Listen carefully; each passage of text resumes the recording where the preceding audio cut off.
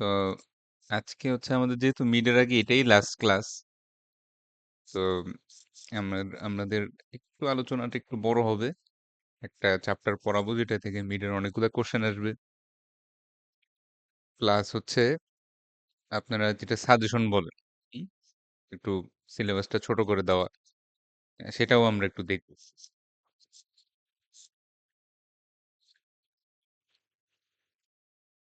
তো আজকের আলোচনা হচ্ছে computer and internet crime. So basically আমরা আজকে বিভিন্ন ধরনের সাইবার অ্যাটাকস, তারপর এগুলা কেন আসে, এগুলা কোন ধরনের হয় এবং কারা করে, এই বিষয়গুলো নিয়ে একটু আলোচনা হবে। তো আইটি ইনসিডেন্ট বা সাইবার অ্যাটাকটা অনেকভাবেই মানুষের ক্ষতি করতে পারে।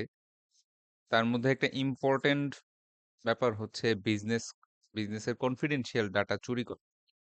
হুম? যেমন স্যার, আমার কথা শুনতেছেন তো? জি স্যার, শোনা যাচ্ছে। স্ক্রিন দিন দেখা যাচ্ছে? জি স্যার, ঠিক আছে, আচ্ছা, দেখা যাচ্ছে। তাহলে বলেন শুনি যে আপনারা যখন স্কুলে বা কলেজে পড়তেন, তো ওই সময় আপনাদের যে প্রতিদিন হাজিরা দিতেন বা অ্যাটেন্ডেন্স দিতেন, সেটার জন্য কি কোনো ইআরপি সিস্টেম ছিল? না না স্যার, স্যার। খাতায় নিত আগে। একটা হাজিরা খাতা নিয়ে আসতো স্যাররা, রোল নাম্বার ধরে বা নাম ধরে ডাকতো, জি স্যার। আপনারা ইয়েস স্যার বলতেন। তো ইউনিভার্সিটিতে আসার পর এত ইআরপির দরকার কি? এত সফটওয়্যার, আইটি সিস্টেম, এগুলা ডেভেলপের প্রয়োজন কি ছিল? যা আইডিয়া আসে মাথায় বলেন, কোনো নাম্বার টাম্বার নাই, যা মাথায় আসে।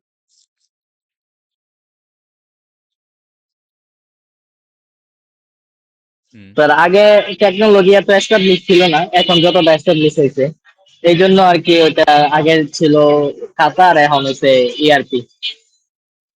বা অনলাইন সিস্টেম বা অন্য কারো কোনো আইডিয়া?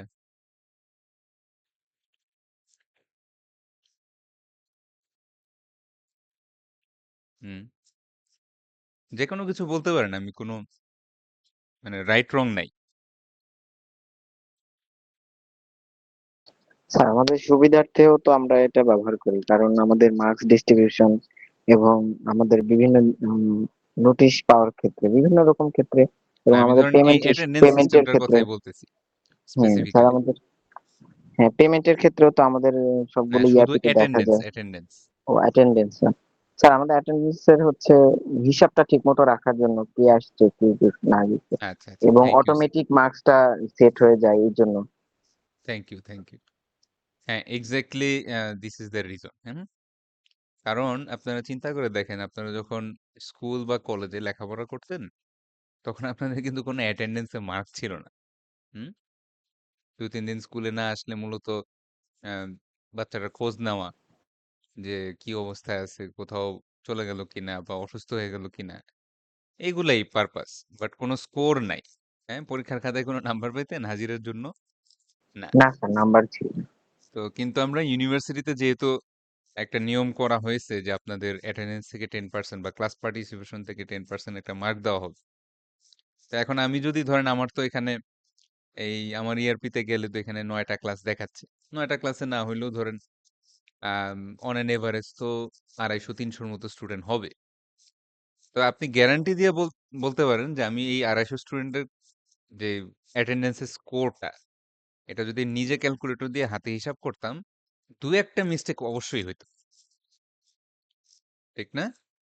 দু একটা মিস্টেক অবশ্যই আমি করতাম, আর সেটার জন্য একটা ডিসপিউট তৈরি হইতো। সো এই কারণেই দেখা যাচ্ছে কি যে ছোট বা স্মল মিডিয়াম লেভেল বিজনেস বা উম, এই আমাদের ইউনিভার্সিটিও এক ধরনের বিজনেস অর্গানাইজেশন হিসাবে আমরা চিন্তা করতে পারি যে তারাও না তাদের কাজ এখন আর ম্যানুয়ালি হাতে কলমে করতে পারে না, তাদের একটা আইটি সিস্টেম লাগে। এবং এই আইটি সিস্টেমের মধ্যেই ডেটা হিসাবে ডিজিটালি স্টোর করা থাকে কোম্পানির সিক্রেট কিছু ইনফরমেশন। আপনাদের লাস্ট কুইজের পড়ার ভিতরে ছিল ট্রেড সিক্রেট। ট্রেড সিক্রেট কি জিনিস, কে বলতে পারবেন? ট্রেড সিক্রেট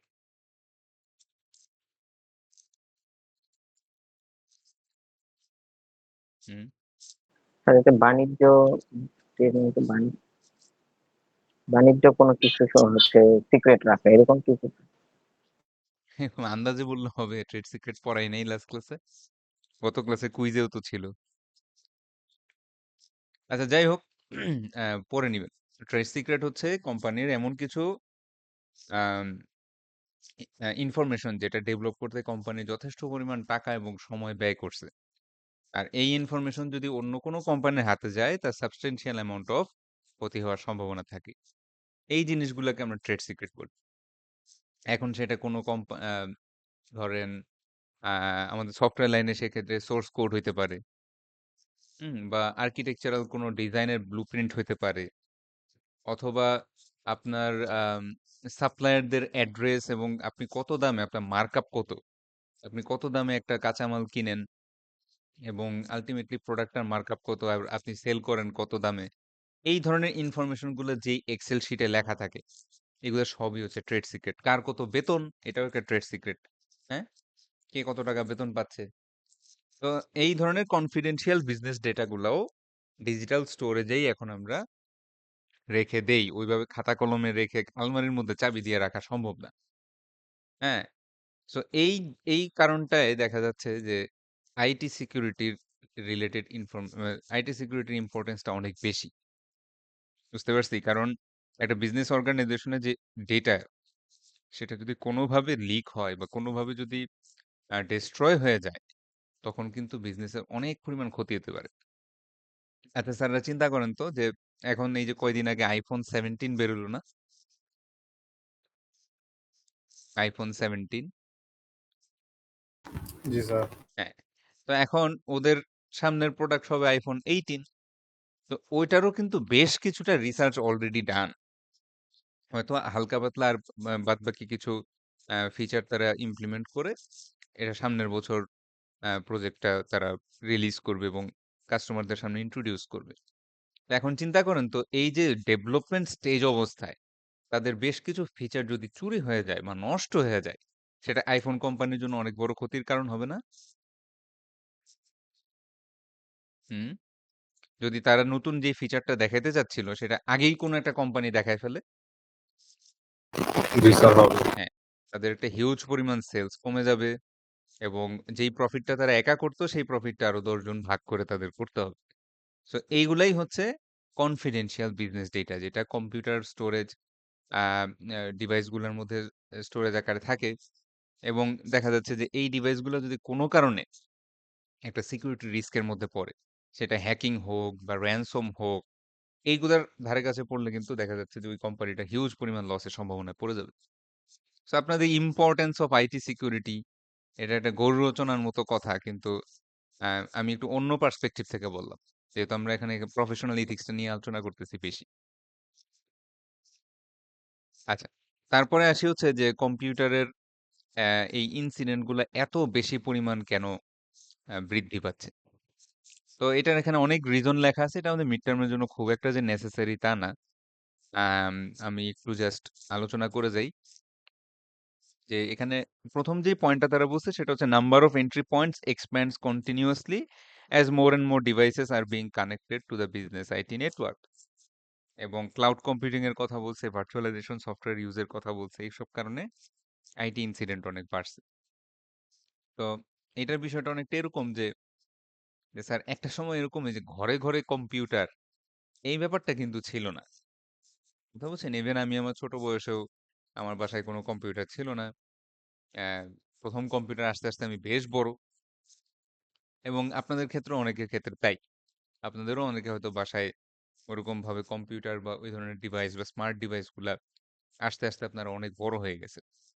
বাট এখন এখন ব্যাপারটা কিরকম চিন্তা করে দেখেন, আমাদের এখন এক একজনের কিন্তু প্রায় মাল্টিপল নেটওয়ার্ক কানেক্টেড ডিভাইস থাকে। দু তিনটা ফোন থাকে, ল্যাপটপ থাকে, ট্যাব থাকে, এবং আরো অন্যান্য আইওটি ডিভাইস গুলাও যদি আমরা কাউন্ট করি, স্মার্ট ওয়াচ, হ্যাঁ, আমাদের এয়ার কন্ডিশন গুলো এখন স্মার্ট, আমাদের রেফ্রিজারেটর গুলো এখন স্মার্ট। প্রত্যেকটা ডিভাইসে কিন্তু নেটওয়ার্ক কানেক্টেড হয়ে যাচ্ছে। এটার জন্য যে সমস্যাটা হচ্ছে যে স্যার, আগে একটা সময় অফিসের নেটওয়ার্কে শুধু অফিসের পিসি গুলাই কানেক্টেড থাকতো। কথা বলছি, ধরেন আপনারা যখন অফিসে যান, আমরা যেহেতু অধিকাংশই প্রফেশনাল চাকরি-বাকরি করেন। তো অফিসে গিয়ে দেখেন যে কিছু কম্পিউটার থাকে। সে একটা কম্পিউটার আপনি ইউজ করেন।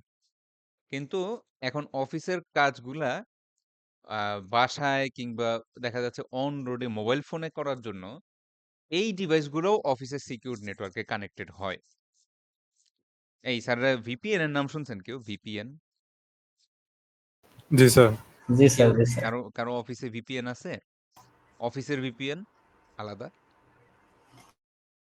আছে নাকি? আমার লাস্ট ক্লাসে একটু আগে যে ক্লাসটা নিলাম এখানে একজনের ছিল। জি স্যার, আছে। আপনার আছে না? না, সাব্বির জিহাদ ভাইয়ের আছে। জিহাদ হোসেন আমারও স্যার। আছে স্যার। আচ্ছা, আচ্ছা। তাইলে এটা এরকম না যে আপনি যখন ভিপিএন দিয়ে বাসার থেকে কানেক্টেড হন তখন অনেক ধরনের ওয়েবসাইট চলে না। লাইক Google বা ChatGPT বা এগুলা চলে না। এরকম এরকম হয় না? স্যার, হ্যাঁ, হ্যাঁ স্যার, অনেক আছে। আচ্ছা যাই হোক যাদের আইডিয়া নাই তাদের জন্য বলি।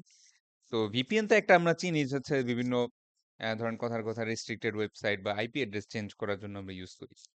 বাট ভিপিএন এর আরেকটা ইউজ আছে হচ্ছে অফিসিয়াল পারপাসে।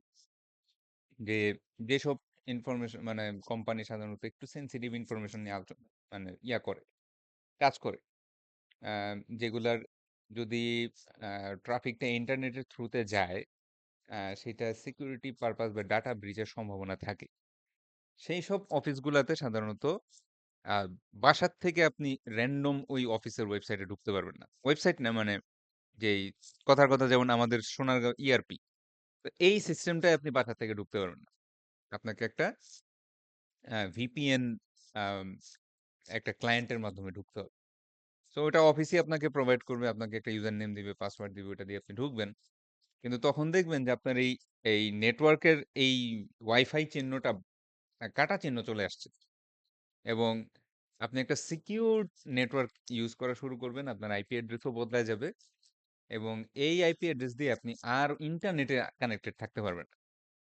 কথা বলছেন মানে গুগল টুগল ইউটিউব টিউটিউব কিছু চলবে না কিন্তু অফিসের কাজ চলবে আবার যখন অফিসের কাজ শেষ তখন আপনি ওইখান থেকে লগ আউট করলে বা ক্লায়েন্টটা বন্ধ করে দিলে আবার ইন্টারনেট চলে আসবে তো এই যে সিকিউরড নেটওয়ার্ক গুলা এগুলাতে আমরা অফিসে কারণ আমরা এখানে মোস্টলি প্রফেশনাল ডেটা নিয়ে কথা বলতেছি অফিসের ইনফরমেশন অফিসের কাজ তো এগুলোর মধ্যে প্রচুর আনট্রাস্টেড ডিভাইস আমরা অ্যাড করি যেমন আমাদের বাসার ল্যাপটপ আমাদের বাসার মোবাইল ফোন এই জিনিসগুলা অফিসিয়াল পারপাসে অ্যাড করা লাগতেছে ওই নেটওয়ার্কে সমস্যাটা হচ্ছে স্যার যেমন কথার কথা যে আপনার অফিসে ১৫০টা কম্পিউটার আছে এই ১৫০টা কম্পিউটারের দায়িত্ব নিলে আপনি নিলেন যে আচ্ছা এগুলা রেগুলার করা আপডেট দিয়ে রাখা বা এগুলোর মধ্যে একটা ভালো অ্যান্টিভাইরাস সফটওয়্যার ইনস্টল করে রাখা ইত্যাদি ইত্যাদি এইসব নিলে আপনি নিলেন কিন্তু এই যে এত শত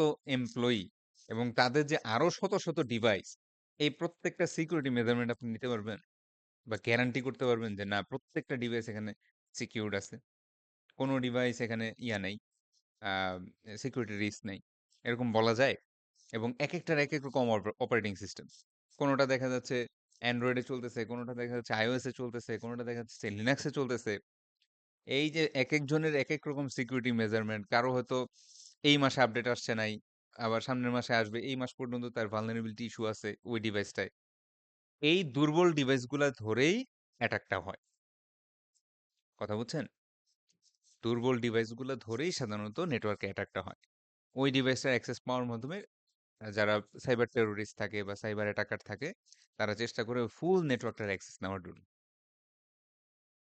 বুঝতে পারছেন স্যাররা এই জিনিসটা আগে ছিল না কারণ আগে মানুষের বাসায় বাসায় কোনো কম্পিউটার ছিল না মানুষের পকেটে পকেটে এরকম মোবাইল ফোন ছিল না অফিসের কাজ মানুষ অফিসে এসেই করতো কিন্তু এখন আমাদের কাজের পরিধি বড় হয়ে যাওয়ার কারণে আপনাকে অফিস থেকেই ল্যাপটপ দিবে বাসায় কাজ করার জন্য সো সেই ক্ষেত্রে আমরা এই ধরনের অফিসিয়াল নেটওয়ার্কে অনেক বেশি পরিমাণ এন্ট্রি পয়েন্ট চলে আসে বুঝতে পারছি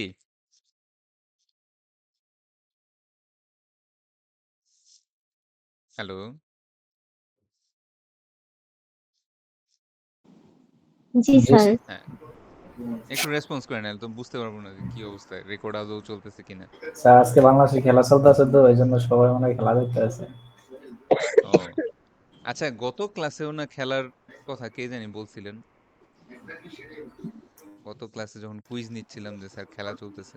জানি না স্যার। সাব্বির সাব্বির মনে হয় সাব্বির। হ্যাঁ হ্যাঁ, সাব্বির সাব্বির সাব্বির। হুম। এই তো সমস্যা কি রে, খেলা দেখবি দেখ।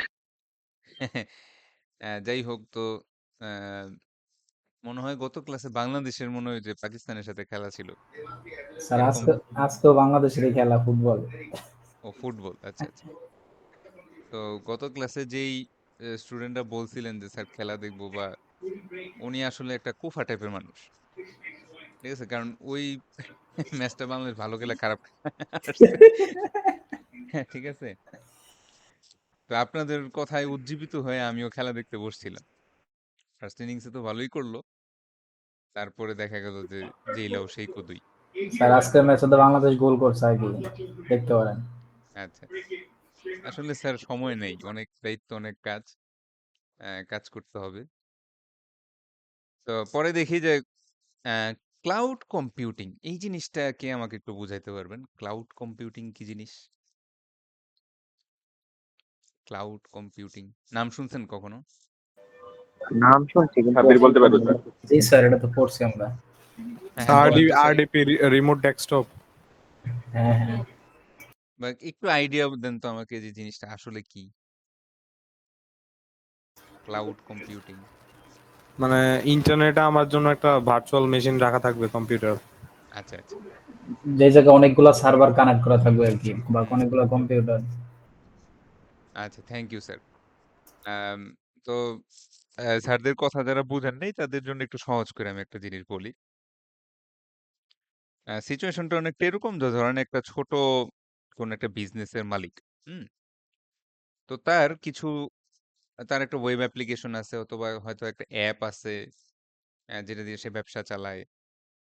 এমনও হইতে পারে তার একটা ইআরপি সিস্টেমও আছে, তার ইন্টারনাল কাজ করার জন্য, বাট সে খুব একটা বড় ব্যবসায়ী না।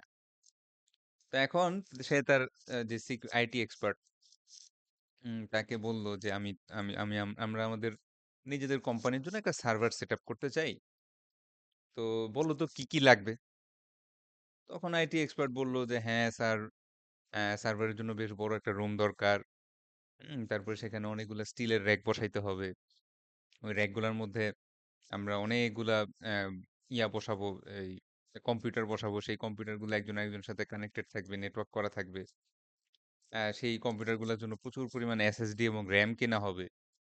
আর লাইসেন্সড কিছু অপারেটিং সিস্টেম, বা ফ্রি যদি বলেন তাহলে লিনাক্স অপারেটিং সিস্টেম, সেটা করতে হবে, অ্যারেঞ্জ করতে হবে। সার্ভার রুমগুলো এসি করা থাকতে হবে, সো 4-5টা এসি কিনতে হবে। স্যাররা জানেন তো যে সার্ভার রুমে এসি করা থাকে। জি স্যার। হ্যাঁ, তারপর ধরেন এই যে রুমগুলার ভাড়া, অথবা একটা বিল্ডিং যদি নেই, তাহলে সেই বিল্ডিং এর মোটামুটি ভাড়া টাড়া, ইলেকট্রিক বিল, ইত্যাদি ইত্যাদি, এগুলো তো আছেই। তার সাথে আবার এগুলো ম্যানেজ করার জন্য মিনিমাম 1-2 জন নেটওয়ার্ক নেটওয়ার্ক ইঞ্জিনিয়ার হইতে পারে, যে আপনি যদি চাকরি নাও দেন বাট কনসালটেন্সি বেসিসে একজন সাইবার সিকিউরিটি এক্সপার্টও লাগবে, যাতে ডাটার ইন্টিগ্রিটি বা ডাটা ব্রিচ, কম্পিউটার উপর অ্যাটাক, এগুলো যাতে যদি হয় জাস্ট ইন কেস দেওয়া যায়, সামাল দেওয়া যায়। তো এগুলা দেখার পরে দেখলো যে এই সমস্ত জিনিসের খরচ প্রায় 15 লক্ষ টাকা, বুঝছেন? এরকম একটা হিসাবের ফর্দ ধরাই দিল। এখন কোম্পানির মালিক দেখলো যে আমার যে না বিজনেস, ঠিক আছে, আমি যদি 15 লাখ টাকা সার্ভার বসাই, আমার আর ব্যবসা করা লাগবে না। কথা বুঝছেন? জি স্যার। হ্যাঁ, আমি যদি এখন 15 এই এসি কিনি আর এই বাসা ভাড়া নেই, আমার আর ব্যবসা করে পোষাবে না। তখন তাহলে আমাকে একটা জিনিস বলেন তো স্যার, যে ওই যে ব্যবসায়ী, তার এরকম ডেটা সার্ভারের নিড ছিল কিনা? হুম, তার কি প্রয়োজন ছিল? কোনটা স্যার? আপনি শুনেন নাই, যে শুনছেন সে বলেন। যারা স্যার গল্পটা প্রয়োজন শুনছেন। ছিল না। না, না, তার প্রয়োজন আসলে ছিল। কিন্তু সে খরচে পোষাইতে পারতেছে না। ব্যাপারটা কি বুঝছেন এবার? বুঝছি স্যার। হ্যাঁ, হুম, প্রয়োজন তার ছিল, কিন্তু সে খরচে পোষাচ্ছে না। হ্যাঁ, সে একটা এই জিনিসটাই হয় মোস্টলি স্মল বা মিডিয়াম লেভেল কোন একটা অর্গানাইজেশন যাদের ডেটা নিড আছে, বা সার্ভারের যে নিডটা আমরা ফিল আপ করি সেই নিডগুলা তাদের আছে, কিন্তু এই নিডটা ফিল আপ করার জন্য তাদের নিজস্ব সার্ভার বসানোর সুযোগ নেই, টাকা পয়সায় কুলাবে না। তো এইটার একটা অল্টারনেট সলিউশন হচ্ছে ক্লাউড কম্পিউটিং। অর্থাৎ এই সেম জিনিসটাই, এই যে সার্ভার বসানো, এসএসডি, হ্যাঁ, দামি দামি র্যাম, ভালো ভালো নেটওয়ার্ক ইঞ্জিনিয়ার, হ্যাঁ, এয়ার কন্ডিশন এনভায়রনমেন্ট, এই সব কিছুই আপনি পাবেন খালি ভাড়া বেসিসে। কথা বলছেন, বিভিন্ন কোম্পানি আপনার জন্য এরকম সার্ভার বানায় রাখবে, আপনি যতটুকু ইউজ করতে চান ততটুকু ইউজ করার জন্য আপনি ভাড়া দিবেন। ব্যাপারটা কি বুঝছেন? জি হুম? স্যার। অনেকটা এরকম যে ফ্ল্যাট নিজে না কিনে ফ্ল্যাটে ভাড়া থাকা। ফ্ল্যাট কিনতে তো 1 কোটি টাকা লাগবে, এটা আপনার নাই, কিন্তু আপনি ফ্ল্যাটে থাকতে চান, তখন উপায় কি? ভাড়া নেওয়া। হুম? জি ক্লাউড তো ফ্যাট। এই, হ্যাঁ, তো এইরকম ব্যাপারটাই হচ্ছে মূলত হচ্ছে ক্লাউডের কম্পিউটিং এর বিষয়টা। তো তখন দেখা যাবে যে ওই লোকটার হয়তো মাসিক 10,000 বা 15,000 20,000 টাকা খরচ হচ্ছে তার ডেটা নিড, তার সার্ভার নিড পূরণ করার জন্য। সেটা সে অ্যাফোর্ড করতে পারে। কিন্তু এত লাখ 15 টাকা এতজন মানুষের বেতন দেওয়া এবং সেগুলার বিল দেওয়া, এগুলা তার পক্ষে সম্ভব না।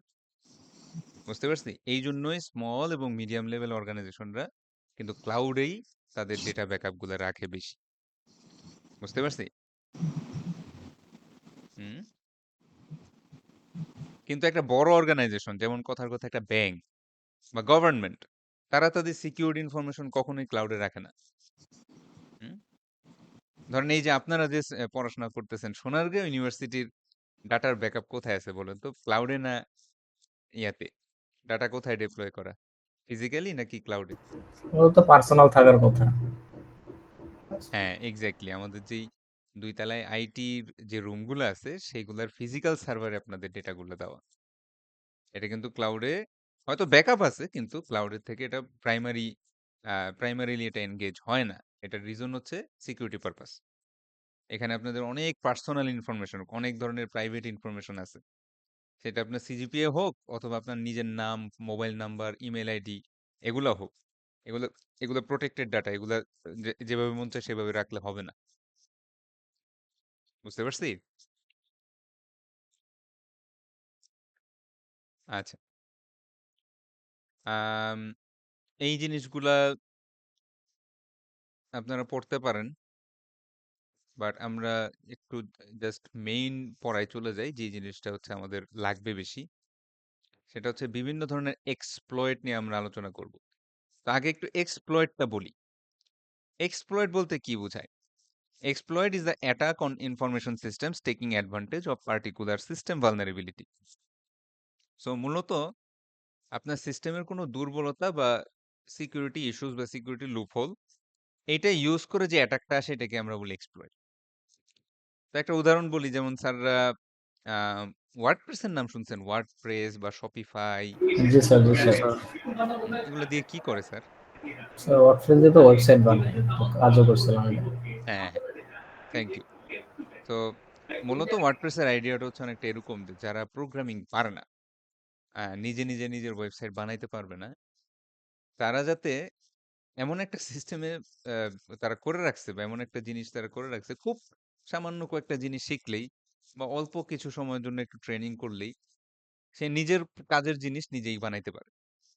সো ওয়ার্ডপ্রেসে যেটা হয় যে কোনো ধরনের ওইভাবে প্রোগ্রামিং করাটা নেসেসারি না। অনেক ধরনের থিম থাকে। আপনি কিছু সাবস্ক্রিপশন কিনবেন, তাহলে অনেক সুন্দর সুন্দর থিম চলে আসে। সেই থিমের মধ্যে যেটা ভালো লাগে সেটা নিলেন। এখন এটার ধরেন আপনার কিছু ভালো লাগেনি, এটা কালারটা চেঞ্জ করতে চান, করে দেন। আপনি যদি এটা একটু বড় করা দরকার, বড় করেন, ছোট করা দরকার, ছোট করেন। এই স্লাইডারের জায়গায় আরেকটা স্লাইডার ইউজ করলে সুন্দর লাগবে, সেটা করেন। মানে মোট কথা হচ্ছে কোডিং এর কোনো প্রয়োজন নাই। আপনার যদি কোনো একটা আর্টিস্টিক বা ক্রিয়েটিভ একটা মাইন্ড থাকে, আপনি নিজের ওয়েবসাইট নিজের মতো বানাইতে পারবেন। এখন সেখানে বিভিন্ন ধরনের ফাংশনালিটি দরকার। পেমেন্ট সিস্টেম তো দরকার। হয়তো আ আরো আরো অন্যান্য ধরনের ফিচার যেমন হইতে পারে থার্ড পার্টি অথেন্টিকেশন সিস্টেম দরকার। এগুলা আপনি কি করবেন? সুন্দর মতো খালি প্লাগইন ইউজ করবেন। এগুলো কোনো কোড আপনার পাড়ার প্রয়োজন নাই। আপনি প্লাগইন ব্যবহার করবেন, ওই ফিচার চলে আসবে। এটার মাধ্যমে যেটা হয় খুব ফাস্টার ওয়েবসাইট ডেভেলপমেন্ট হয়। দেখা যাচ্ছে যে আমি যদি কোড করে কাজ করতাম, আমার হয়তো ওই প্রজেক্টটা দাঁড় করাতে ২ মাস সময় লাগতো। সেটা আমি ৭ দিনেই ক্লায়েন্টকে দিয়ে দিতে পারতেছি। তো এখন ওয়ার্ডপ্রেস বা এই ধরনের অ্যা জিনিসগুলোর যে মূল সমস্যাটা, সেটা হচ্ছে ওয়ার্ডপ্রেসের ভিতরের কোড ইউজাররা কিন্তু তেমন কেউ বুঝে না। কারণ আমি আগেই বলছি ওয়ার্ডপ্রেসটা বানানোই হয়েছে এমন ধরনের লোকদের জন্য যারা প্রোগ্রামার না। যারা মানে অন্য লাইনের লোক। তারা হচ্ছে নিজের মতো নিজে একটা ওয়েবসাইট বানাইতে চায়। কিন্তু তারা কিন্তু প্রোগ্রামিং বোঝে না। তো এই ধরনের লোকরা যখন ওয়ার্ডপ্রেস ব্যবহার করে তখন একটা সমস্যা থেকে যায়। সেটা হচ্ছে যে যেই ওয়ার্ডপ্রেস এর ভার্সনটা তারা ইউজ করতেছে, সেইটার ভিতরে যদি কোনো প্রবলেম থাকে, সেটার ভিতরে যদি কোনো সিকিউরিটি ওভারলুক থাকে, অর্থাৎ একটা সিকিউরিটি ইস্যু তারা হ্যান্ডেল না করেই চলে গেছে। বা যে প্লাগইনটা ডেভেলপ করতেছে সে তার নিজের নলেজের অভাব হইতে পারে। তার হয়তো খেয়াল করে নাই বা এত গুরুত্ব সহকারে নেয় নাই। অথবা সে সাইবার সিকিউরিটি কোনো এক্সপার্টের সাথে কনসালটেশন না করেই এই প্লাগইনটা ডেভেলপ করছে। এইরকম রিজনেও হইতে পারে। আম এই পুরা ওয়ার্ডপ্রেসের ভার্সনটার মধ্যেই একটা সিকিউরিটি ভালনারেবিলিটি আছে। সমস্যা হচ্ছে এই ভার্সনটা যতদিন থাকবে এবং এই ভার্সন দিয়ে যত প্রজেক্ট আপনি বানাবেন, প্রত্যেকটার মধ্যেই ওই ইস্যুটা থাকবে। আমার কথা কি বুঝতে পারছেন স্যাররা? প্রতিটার ভিতরেই ওই প্রবলেমটা থাকবে।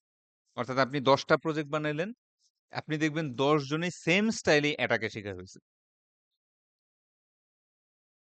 বুঝছি? জি স্যার। হ্যাঁ। এই জিনিসটাকে আমরা বলতেছি হচ্ছে এক্সপ্লয়েট। অর্থাৎ সিস্টেমের কোনো একটা ভালনারেবিলিটি, কোনো একটা ইস্যু এটাকে ইউজ করে অ্যাটাকটা করা। তো যখন এই যে প্যাচ কি জিনিস? প্যাচ ইস a fix to the discovered vulnerability. They need to be installed as soon as possible. তো প্যাচ হচ্ছে এটা আমরা জানি অনেকেই যে রেগুলার আমাদের সিকিউরিটি প্যাচ বা সিকিউরিটি আপডেট আসে। নোট করা মানে হ্যাঁ, মানে প্রবলেম গুলা লক করা। হ্যাঁ, প্রবলেমগুলা লক না আসলে প্রবলেমের সলিউশন করা আরকি। যেই ইস্যুটা ছিল সেটা ঠিক করে আবার একটা আপডেট হিসাবে আপনাকে পাঠায় দেওয়া। আমাদের মোবাইল ফোনে আসে না? আপডেট আসে না? এবং ওখানে বুঝছি দেখবেন স্যার। লেখা থাকে যে বাগস বাগ ফিক্সড ফিক্স। তারপরে ইত্যাদি, ইত্যাদি এরকম অনেক কিছু লেখা থাকে। ওকে। জিরো ডে অ্যাটাক কি জিনিস? ওই সফটওয়্যার ইঞ্জিনিয়াররা বোঝার আগেই বা একটা কোনো ফিক্স বা প্যাচ আসার আগেই যে অ্যাটাক গুলা আসে সেটাকে আমরা জিরো ডে অ্যাটাক বলি। এগুলা কিছু প্রফেশনাল ভাষা। এগুলো সাইবার সিকিউরিটি এক্সপার্টরা ইউজ করে থাকে। আচ্ছা, এইবার হচ্ছে আমরা কিছু টিপিক্যাল অ্যাটাক দেখব, যেগুলা মিডের জন্য বেশি ইম্পোর্টেন্ট। এগুলা একটু ভালোমতো দেখবেন। তো এগুলো আপনারা জানেন already. Virus, worms, Trojan horse's, distributed denial of service ইত্যাদি, ইত্যাদি অনেক কিছু আপনারা অলরেডি জানেন। তো ১ম এ আসি ভাইরাস। ভাইরাস বেসিক্যালি একটা ম্যালিশিয়াস সফটওয়্যার এবং এটা হচ্ছে কি কিছু অটোমেটেড স্ক্রিপ্ট লেখা থাকে। এই স্ক্রিপ্টগুলো আপনার কম্পিউটারে ইনস্টল করা লাগে না। অটোমেটিক চলে। আপনি যে কোনো একটা কিছু নিজে ইনস্টল করবেন ভাইরাস ওরকম না।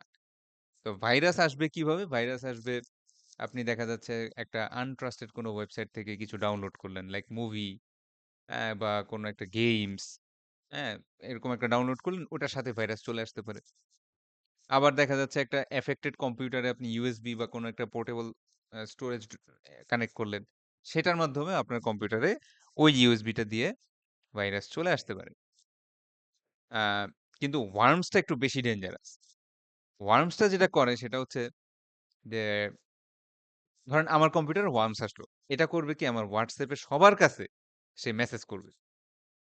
সবার কাছে সে একটা ফেক একটা মেসেজ পাঠাবে এবং ওই কম্পিউটার গুলাকেও এফেক্টেড করার চেষ্টা করবে। বা আমার ইমেইল লিস্ট ধরে ইনবক্সে যারা ছিল সবাইকে মেইল পাঠাবে। কথা বুঝছেন? ওয়ার্মস গুলো একটু বেশি ডেঞ্জারাস। ভাইরাস কিন্তু এরকম করে না। ভাইরাস সাধারণত মানে মানুষের নিজেই এক জায়গা থেকে আরেক জায়গায় ইয়ে করে। বাট ওয়ার্মস গুলা নিজেকেই নিজে রিডুপ্লিকেট করে এবং it can propagate without human intervention. যেমন দেখবেন অনেক সময় আপনাদের Facebook এ মেসেজ আসে এরকম যে আপনার বন্ধুর ছবি দেওয়া এবং নিচে একটা লিংক দেওয়া যে আমি একটি ফটো কনটেস্টে অংশগ্রহণ করেছি। তুমি আমাকে ভোট দাও। এরকম আসে মেসেজ কখনো? বা দেখছেন এরকম? স্যার ফেসবুক এরকম আসে না হ্যাঁ, মনে হয়। ফেসবুকে মাঝে মধ্যে এরকম আসে। তো এটা হচ্ছে কি আপনার বন্ধুও জানে না যে সে কোন কনটেস্টে জয়েন করছে। এগুলো হচ্ছে totally worm attack. Your friend support Yunus সরকার এরকম আহে। হ্যাঁ, তো এগুলা সম্পূর্ণরূপে ওয়ার্ম অ্যাটাক। এগুলো আসলে সফটওয়্যারটা নিজেই মেসেজ করে। তো এজন্য ওয়ার্ম অ্যাটাক খুব ডেঞ্জারাস। রুটকিট হচ্ছে মূলত কম্পিউটারের ভাষায় রুট বা এই জিনিসটাকে আমরা অ্যাডমিন অ্যাক্সেস বলি বা কার্নেল অ্যাক্সেস বলি। তো এটা সরাসরি আপনার হার্ডওয়্যার লেভেলের অ্যাক্সেস পায়। তো নরমালি রুট বা কার্নেলের অ্যাক্সেস থাকে হচ্ছে কেবলমাত্র অপারেটিং সিস্টেমের। হুম? অপারেটিং সিস্টেমের কার্নেল অ্যাক্সেস থাকে। বাট দেখা যাচ্ছে যে এই বিভিন্ন ধরনের অ্যাটাক যখন হয়, যেমন স্যাররা কি পেগাসাসের নাম শুনছেন কেউ? পেগাসাস? জি স্যার। হ্যাঁ, এটা কি জিনিস বলতে পারবেন? পেগাসাস? স্যার এটা একটা ভাইরাস শুনছিলাম না, এটা ভাইরাস রিসেন্ট না ঠিক। এটা হচ্ছে একটা স্পাইওয়্যার। স্পাইওয়্যার। হুম? আপনাকে স্পাই করা বা এটা মূলত ইসরায়েলে ডেভেলপ করা একটা স্পাইওয়্যার। ইসরায়েলের। এটা বাংলাদেশের গভর্নমেন্টেরও আছে। বিভিন্ন দেশের গভর্নমেন্টই তাদের নিজস্ব কাজে এটা ব্যবহার করে। আমাদের দেশেও আছে। তো এটার মেইন সমস্যা যেটা সেটা হলো স্যার, এটা যখন আপনার কম্পিউটার হোক বা মোবাইল হোক, এগুলাতে যখন ইনস্টল থাকবে সে সরাসরি আপনার হার্ডওয়্যার লেভেলের অ্যাক্সেসটা পায়। তার মানে সে আপনার ক্যামেরার অ্যাক্সেস পায়। আপনি যে ধরেন কথার কথা, আপনি যদি আমার হার্ডওয়্যার অ্যাক্সেস পান তখন ব্যাপারটা কি হবে? আমি যখন কথার কথা আমার ফেসবুকের আইডি এবং পাসওয়ার্ডটা টাইপ করব, তখন আপনি আমার প্রতিটা কি স্ট্রোক রেকর্ড করতে পারবেন। বুঝছেন বিষয়টা? বুঝছি স্যার, গুগল হ্যাঁ, প্লে হ্যাঁ, সার্ভিসের আমি পাওয়ার যদি গুলা। লিখি ABCD 1 2 3 4 আমি কোন বাটনে চাপ দিচ্ছি সেই প্রত্যেকটা জিনিস কিন্তু ওই যার হার্ডওয়্যারে অ্যাক্সেস আছে সে কিন্তু জানতে পারে। এবং এইজন্যই কিন্তু আমরা খুব নামি দামি কোম্পানির ওএস চালাই। আমরা উইন্ডোজ কোম্পানির ওএস চালাই বা অ্যান্ড্রয়েড কোম্পানির ওএস চালাই বা অ্যাপল কোম্পানির ওএস চালাই। হ্যাঁ? কেন জালালউদ্দিন কোম্পানির ওএস চালান না? এটার রিজন হচ্ছে যে জালালউদ্দিন ওএস এটাকে আপনি খুব একটা বিশ্বস্ত মনে করতেছেন না। আপনি ওকে হার্ডওয়্যার অ্যাক্সেসটা দিতে ভয় পাচ্ছেন। বাট গুগল বা মাইক্রোসফট বা অ্যাপল এদের প্রতি আপনার একটা ভরসা আছে যে আমি যদি তাদেরকে আমার রুট লেভেল অ্যাক্সেস বা কার্নেল অ্যাক্সেস দেইও, সে আমার ডেটা নিয়ে কোনো ক্ষতি করবে না। বাট তার পক্ষে কিন্তু এভরি কাইন্ড অফ ক্ষতি করা সম্ভব। ব্যাপারটা বুঝছেন? কারণ অপারেটিং সিস্টেমের জি ফুল স্যার। অ্যাক্সেস থাকে, ফুল হার্ডওয়্যার অ্যাক্সেস থাকে। অপারেটিং সিস্টেম বানানোই হয়েছে এই কারণে যাতে আমি অ্যাজ এ নরমাল ইউজার আমার বেশি কষ্ট করা না লাগে। আমার কাজগুলো যাতে সে করে দেয়। এখন সে যদি আমার কোনো ক্ষতি করে তখন আর আমার আটকানোর কোনো ওয়ে থাকে না। ঠিক যেরকম পেগাসাস বা কোনো ধরনের সফটওয়্যার যদি আপনার মোবাইলে ইনস্টল হয়, তাহলে সেটা আসলে আটকানোর অ্যাকচুয়ালি কোনো ওয়ে নেই। এটা ইভেন কোনো অ্যান্টিভাইরাস আ আমাদের যে বাজারে যে অ্যান্টিভাইরাস পাওয়া যায় এগুলোতেও এটার কোনো ট্রেস তারা পাবে না। আচ্ছা, ট্রোজান হর্স হচ্ছে সেই ধরনের ফাইল যেগুলো দেখলে আপাত দৃষ্টিতে মনে হয় যে খুবই নিরীহ।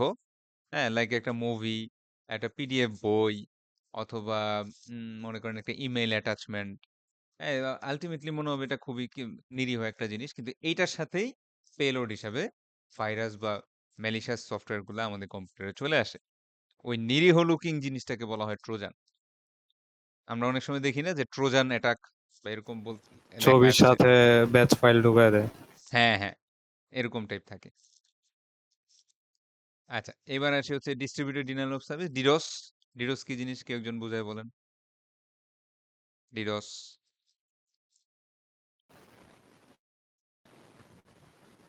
Distributed denial of server service. Lag করে দেয় এটা, ডিডোস।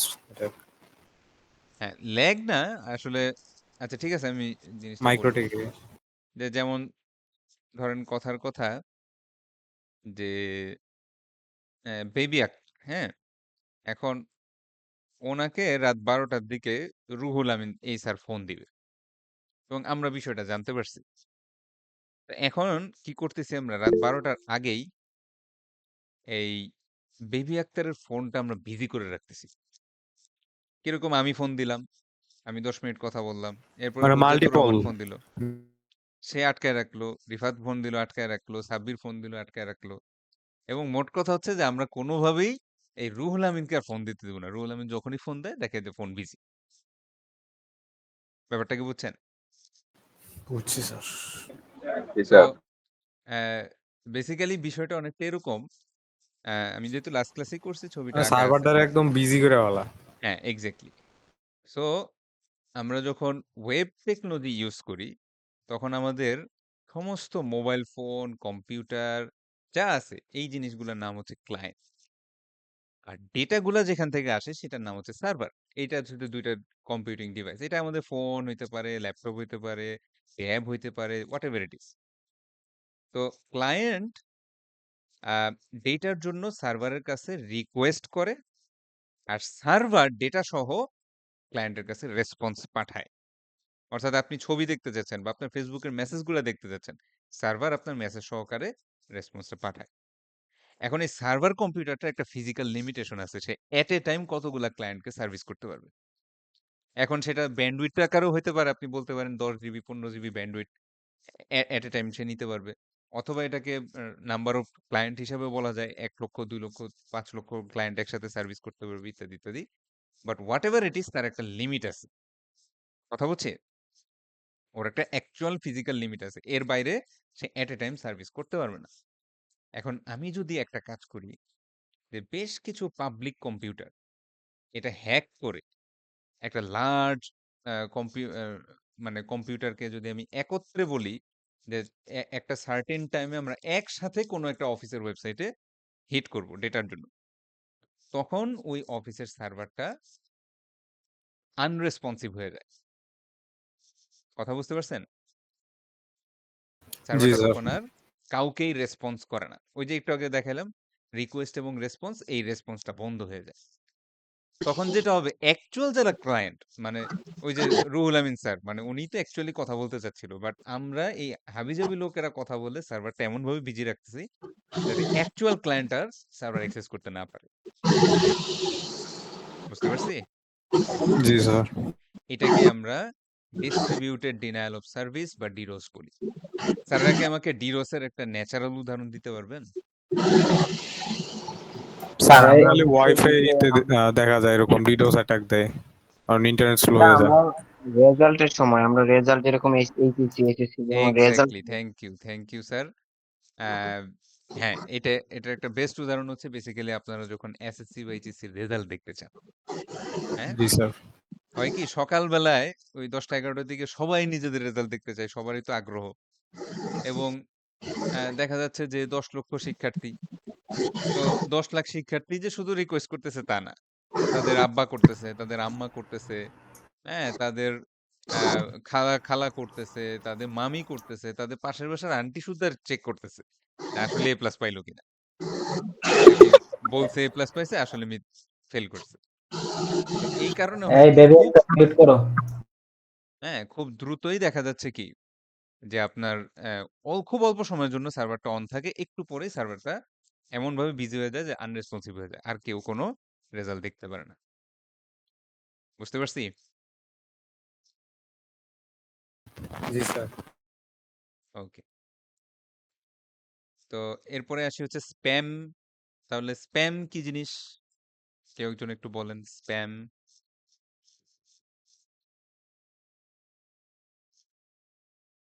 স্প্যাম এটার সাথে তো আমরা সবাই পরিচিত। আনঅথেন্টিক জি স্যার, এটা তো জিনিসপত্র ইমেলে আর হয়। কি। হ্যাঁ হ্যাঁ, জিহাদ স্যার কি বলতেছিলেন? যেটা হচ্ছে আমাদের অনেকে মেল করলে আর কি, আমাদের অনেকগুলা মেল স্প্যামে পড়ে আর কি। আচ্ছা আচ্ছা, আনট্রাস্টেড মেল। হ্যাঁ, আনট্রাস্টেড, হ্যাঁ। তো মোটামুটি আপনাদের একটা হালকা পাতলা আইডিয়া আছে। তো স্প্যাম এইটা আসলে হচ্ছে মূলত আনট্রাস্টেড না, আসলে আনওয়ান্টেড। হ্যাঁ, মানে আমি চাই না এই মেল দেখতে, বাট আমার কাছে চলে আসে। ঠিক না স্যাররা? এবং এগুলো হচ্ছে আমরা মোস্টলি অ্যাডভার্টাইজমেন্ট পারপাসে দেখি। এত পার্সেন্ট ডিসকাউন্ট, আর 7 দিন সুযোগ থাকবে, বা অনেক সময় দেখা যায় অনেক ধরনের স্ক্যাম আসে, যেমন আহ, 7 দিনে বড়লোক হন, জি তারপর স্যার, ওইগুলো মোটা স্পামে থাকে। হন, চিকন হন, মানে যার যেটা দরকার। আমার পাঠাবে চিকন হন, আরেকজনের পাঠাবে মোটা হন। তো আহ, এইভাবে মেইলগুলো আসে।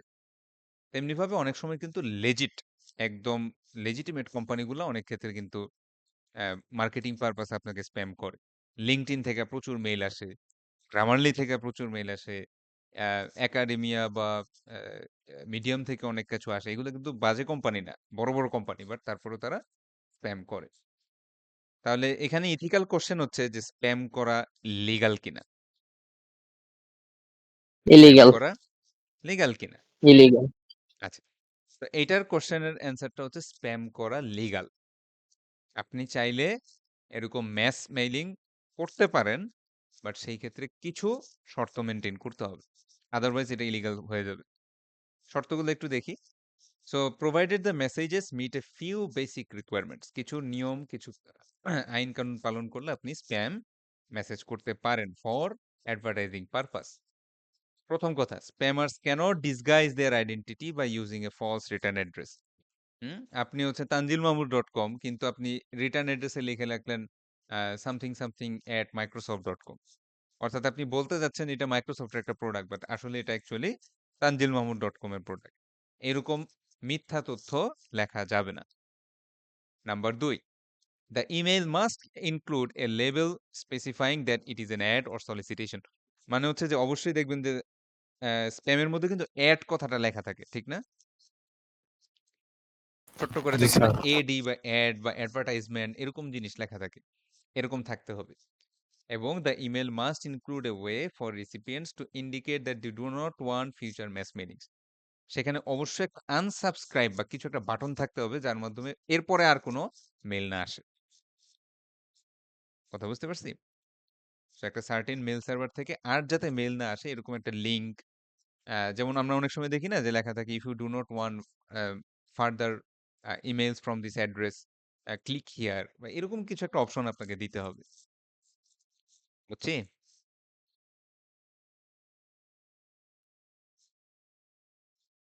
বুঝছি স্যাররা। জি স্যার। তার মানে স্যার শর্তমূলক স্প্যামিং করা যাবে, তাই তো? হুম, হুম। মানে যেটা হচ্ছে আমরা ইমেল মার্কেটিং যেটাকে বলি, যে আপনাকে একটা ক্লায়েন্ট হান্টিং এর ক্ষেত্রে আপনাকে মাল্টিপল একটা ইমেল দেখা অ্যাড্রেস যাচ্ছে পাঠায়। যে একটা ক্লায়েন্ট লিস্ট দিল, এর মধ্যে প্রায় 100 মিলিয়ন ক্লায়েন্টের ইমেল অ্যাড্রেস দেওয়া। এখন ইমেল তাদের মার্কেটিং তো এমনিতেই ইলিগাল স্যার। এটা হ্যাঁ, হইছে যদি তো কোনো কারণে এই বাটন না থাকে তাহলে টোটালি যে হ্যাঁ, কেউ মামলা টোটালি করতে পারে। মামলা করতে পারে। মানে ওই যে কর্পোরেট আইনের মধ্যে পড়ে যাব যে আমি ওকে স্প্যাম করতেছি। কারণ স্প্যাম খুবই বিরক্তিকর স্যার।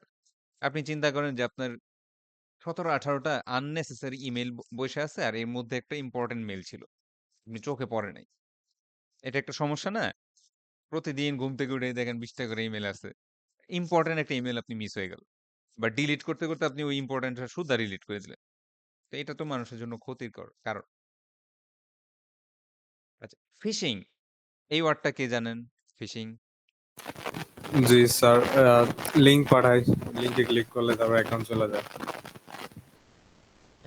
না, এরকম না যে লিংকে মানে ক্লিক করলে অ্যাকাউন্ট চলে লিংকে যায়। ক্লিক করলে হচ্ছে ওই নিজের আইডি পাসওয়ার্ড বসায় দেয়, মানে হ্যাঁ, এরকম একটা ইন্টারফেস তৈরি করে। ফিশিং মানে হচ্ছে স্যার লেজিটিমেট বিভিন্ন ওয়েবসাইটের হুবহু ক্লোন বানানো, এবং এই ক্লোনটা ইউজ করে দেখা যাচ্ছে কারো ইমেল আর ইমেল পাসওয়ার্ড নেওয়া, কিংবা কারো ক্রেডিট কার্ডের ইনফরমেশন চুরি করা, এই পারপাস গুলাতে ইউজ করা হয়। সো ধরেন কথার কথা, যে আপনাকে বলল যে আমি আহ, এই এই গেমটি খেলে অনেক টাকা ইনকাম করেছি, তুমি ফেসবুক দিয়ে লগ ইন করে এখান থেকে তুমিও ইনকাম করতে পারো। ভালো, তারপর একদম হুবহু ফেসবুকের মতো একটা ইয়ে আসলো, লগ ইন পেজ আসলো, কিন্তু আপনি ভালো করে তাকায় দেখলেন যে ফেসবুকটা এইভাবে লেখা, মানে এখানে একটা জিরো তারপরে ও, দেখতে পাচ্ছেন? জি স্যার। হুম। তো এই ধরনের জিনিসগুলা বা দেখা যাচ্ছে এইচটিটিপি এস সিগনেচারটা নাই, শুধু এইচটিটিপি দেওয়া, এবং গুগল বাই ডিফল্ট একটা রেড কালার সাইন দিয়ে রাখছে। তো এই ধরনের জিনিসগুলা দিয়ে তারা যেটা চেষ্টা করে সেটা হচ্ছে স্ক্যাম করার চেষ্টা করে, মানুষকে বোকা বানানোর মাধ্যমে তাদের প্রাইভেট ইনফরমেশন গুলো নেওয়ার চেষ্টা করে। মোস্টলি তার ক্রেডিট কার্ড চুরি করার চেষ্টা করে। হ্যাঁ, পিছনে যে সিভিভি নাম্বারটা থাকে বা ওটিপি থাকে, এই জিনিসগুলো তারা মানুষের হাত থেকে স্ক্যাম করে নিয়ে নেওয়ার চেষ্টা করে। এই জিনিসটাকে আমরা কি বলি? ফিশিং। ফিশিং অনেকভাবে হইতে পারে। দেখবেন একদম হুবহু আপনার অফিসের মতো একটা মেইল আসছে। ওটা ডাউনলোড করলেন, শেষ। ঠিক আছে? আপনার ইনফরমেশন শেষ বা কম্পিউটার আক্রান্ত হয়ে গেল। এই ধরনের জিনিসগুলাকে আমরা কি বলি? ফিশিং। এবং আমরা বাঙালিরা কিন্তু অনেক পরিমাণ ফিশিং এর কাজ করি। হ্যাঁ? এই ফাইবার বা আপওয়ার্ক এখানে হিউজ পরিমাণ কাজ থাকে হচ্ছে হুবহু ক্লোন ওয়েবসাইট বানায় দেওয়া। জি স্যার। হুম? হিউজ পরিমাণ কাজ থাকে। এবং আপনি বুঝতেও পারতেছেন এটা সে কি কাজে ইউজ করবে। তারপরেও ডলার তো দিচ্ছেই। করে দেন। এরকম টাইপ। ডলার লোভ স্যার। হুম। আচ্ছা এবার দেখি পারপেট্রেটর মানে এই কাজগুলা করে কারা? এদের সাথেও আপনারা পরিচিত hacker, cracker, malicious insider, industrial spy, cyber criminal, hacktivist, cyber terrorist ইত্যাদি, ইত্যাদি অনেক কিছু। আম বাট আমরা এত ডিপলি যাব না। যদি একটা ক্লাস বেশি পাইতাম, তাহলে হয়তো আমি রিভিউ ক্লাসে সাজেশন আলোচনা করতাম। বাট এখন যেহেতু সাজেশনটা পড়াইতে হবে আ এই ক্লাসের ভিতরেই। এজন্য আমি এত যাচ্ছি না। যেটা ইম্পোর্টেন্ট সেটাই পড়াচ্ছি। আমরা একটু দেখব হচ্ছে হ্যাকারদের নিয়ে। তো হ্যাকাররা হচ্ছে মূলত আম তাদের ধরেন cyber security, operating system, overall একটা সফটওয়্যার সিস্টেম কিভাবে কাজ করে, এই রিলেটেড বেসিক টু ইন্টারমিডিয়েট এমনকি অ্যাডভান্স লেভেলের নলেজও থাকতে পারে। এবং তাদের মূল উদ্দেশ্য হচ্ছে আনঅথরাইজড অ্যাক্সেস নেওয়া। মানে যেই সিস্টেমটায় তার এন্ট্রি নাই, সেটাতে জোর করে এন্ট্রি নেওয়া। কথা বুঝছি? এটা তারা ট্রাই করে। এখন এই, এই যে নলেজটা তাদের আছে, এই নলেজটা তারা চাইলে ভালো কাজেও ইউজ করতে পারে, চাইলে খারাপ কাজেও ইউজ করতে পারে। যারা ভালো কাজে ইউজ করে তাদেরকে আমরা ইথিক্যাল হ্যাকার বলে থাকি অনেক সময়। হোয়াইট হ্যাট হ্যাকার বলে থাকি। আবার যারা খারাপ কাজে ইউজ করে তাদেরকে আমরা ব্লাক এবং গ্রে হ্যাট হ্যাকার বলে থাকি। এখন প্রশ্ন গ্রে হচ্ছে হচ্ছে স্যার ব্ল্যাক আর হোয়াইট দুইটাই একসাথে। ব্লাক আর হোয়াইট মিলানো। মানে মাঝে মধ্যে ভালো করে আর মেজাজ খারাপ হলে খারাপ করে নাকি? এরকম টাইপ। তো মনের মতো। এখন প্রশ্ন হচ্ছে যে হ্যাকাররা কি মানুষের কোনো হেল্প বা উপকার করে কিনা? হ্যাঁ, হ্যাকাররা অনেক সময় মানুষের উপকার করে। অনেক সময় তারা দেখা যাচ্ছে যে আপনার কোনো একটা সাইবার অ্যাটাকের সম্মুখীন আপনি হইলেন। তখন আপনি একজন হ্যাকারের থেকে সাইবার সিকিউরিটি কনসালটেন্সি নিতে পারেন এবং এর বিনিময়ে সে কিছু ইনকাম করলো। অনেক সময় বড়, বড় কোম্পানিরা আ তাদের একটা নতুন ফিচার ইমপ্লিমেন্ট যখন হয়, তখন সেই ফিচারটার রিজিডিটি টেস্ট করার জন্য তারা অনেক সময় একটা টেস্ট সার্ভারে ফ্যান্টাস্টিক। ফিচারটা ওপেন করে দেয়। হ্যাঁ, এবং বিভিন্ন বাগ বাউন্টি কম্পিটিশন ছাড়ে। যে তুমি যত পরিমাণ বাগস বের করতে পারো, করো। ঠিক আছে? তোমরা এই অনুসারে আমরা একটা প্রাইজ মানি দিব। এমনকি ওইখান থেকে কিন্তু অনেক সময় রিক্রুটমেন্টও হয়। যারা বাগস বাউন্টিতে ভালো করে তাদেরকে সাইবার সিকিউরিটি এক্সপার্ট হিসেবে হায়ারও করে অনেকে। সেটা কনসালটেন্সি ফি দিতে পারে, এমনকি পার্মানেন্ট এমপ্লয়মেন্টও হইতে পারে। তো আমরা এরকম একটা উদাহরণ এখানে দিয়ে রাখছি। সেটা হচ্ছে আমাদের 'প্রথম আলো' ওয়েবসাইটে এই রিসেন্টলি বেশিদিন আগে না, এরকম একটা জিনিস কেউ একজন লিখে রাখছিল। যে 'প্রথম আলোর জন্য জরুরি সতর্কতা' বা ইত্যাদি। তো ওভারঅল আম এখানে সে যেটা বলতে চাচ্ছে সেটা হচ্ছে যে তারা যেই সিএমএস টা ইউজ করে সেই সিএমএস এ গুরুত্বপূর্ণ নিরাপত্তা ত্রুটি রয়েছে। যা ব্যবহার করে অসৎ উদ্দেশ্য প্রণোদিত কোনো ব্যক্তি বা প্রতিষ্ঠান প্রথম আলোর পূর্ব প্রকাশিত কোনো সংবাদ তথ্য পরিবর্তন, পরিমার্জন বা নতুন কোনো মিথ্যা তথ্য সংবাদ আকারে প্রকাশ করে দিতে পারে। হোয়াটএভার মানে what he is trying to say is that as good, I have good access idea. to this system, হ্যাঁ? As I have access to this system, someone else can also access your system. And I do not have any bad intention about it, but আরেকজন কিন্তু চাইলেই অন্য একটা news change করে দিতে পারে। হ্যাঁ? এখানে 26,000 লেখা, এখানে 26 লাখ বানায় দিতে পারে। সো আপনারা এটা চেঞ্জ করেন। আমি যেহেতু পারছি, আরেকজনও ঢুকতে পারবে। তো এখানে ওর পারপাসটা কি বলেন তো? ওর পারপাসটা এই হচ্ছে থেকে লেখা সতর্ক করা। সতর্ক করছে। ওর পারপাসটা হচ্ছে সতর্ক করে দেওয়া যে আপনারা যাই সমস্যা আছে না কেন এটা দ্রুত সলভ করেন। নাইলে যেহেতু আমি ঢুকতে পারছি সো অন্য কেউ ঢুকে এখানে ক্ষতি করতে পারে। এরকম একটা জিনিস আমরা দেখলাম যে আসলে হ্যাকাররা মানুষের উপকার করতে পারে কিনা। বা ধরেন কথার কথা আমাদের কান্ট্রির উপর কোনো সাইবার অ্যাটাক আসলো বড় ধরনের। তো সেই ক্ষেত্রে কিন্তু আমরা এক্সপেক্ট করব যে হ্যাকার বা মানে যারা সাইবার সিকিউরিটির কাজ করে ওনারাই আমাদেরকে একটা প্রোটেকশনের গাইড দিবে। আপনারা এইভাবে নিজেদেরকে প্রোটেক্ট করতে পারবেন। এই ধরনের বিষয়গুলাও তারা করতে পারে।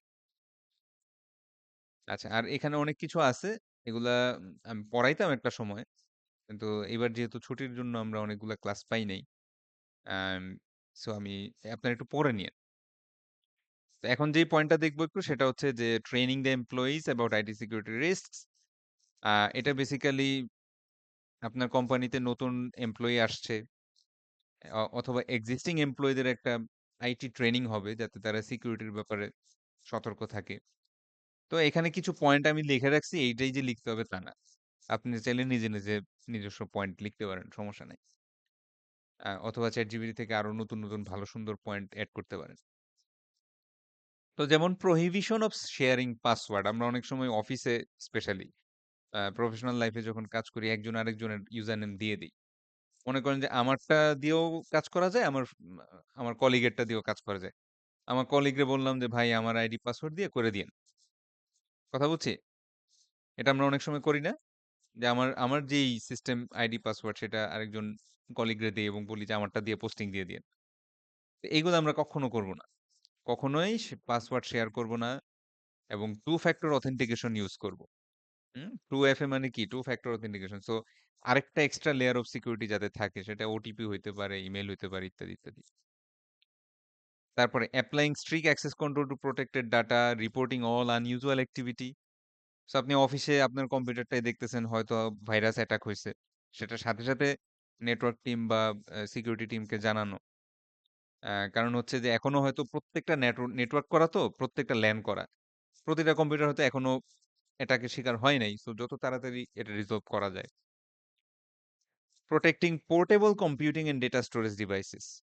আপনার অফিসের কিছু ইম্পর্টেন্ট ইনফরমেশন একটা পোর্টেবল স্টোরেজে নিয়ে আপনি ঘোরাফেরা করেন। এই স্টোরেজ কিন্তু হারানো যাবে না। বুঝছি? পেন ড্রাইভ বা পোর্টেবল হার্ড ড্রাইভ এগুলো কিন্তু অফিসেরটা হারানো যাবে না কোনোভাবেই। বা অফিসের ল্যাপটপ হারানো যাবে না।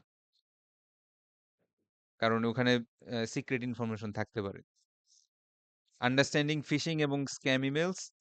ফিশিং এবং স্ক্যাম এই ইমেলগুলা দেখতে কিরকম? এই যে 1 বেড, 2 বেড, 3 বেড, হ্যাঁ? লম্বা হন, বাঁটো হন, যাই হোক, হ্যাঁ? মোটা হন, তারপরে এই ৳৫০০ দিলে ৳১,০০০ ইনকাম। এইসব কোনো ধরনের অ্যাপস বা কোনো ধরনের কোনো কিছু ইনস্টল করবেন না। স্পেশালি অফিসের ল্যাপটপ বা মোবাইলে। বুঝতে পারছি স্যাররা? জি স্যার। আপনারা কিন্তু অনেকেই স্ক্যামের মধ্যে যান। ৫০০ দিলে ১,০০০ আসে, ১,০০০ দিলে ১২০০ আসে, ১২০০ দিলে ১৫০০ আসে। ৩-৪ বার দেয়, তারপর যখন বলে ৫,০০০ দিলে ১০,০০০ আসবে, তারপর আর আসে না। ঠিক আছে?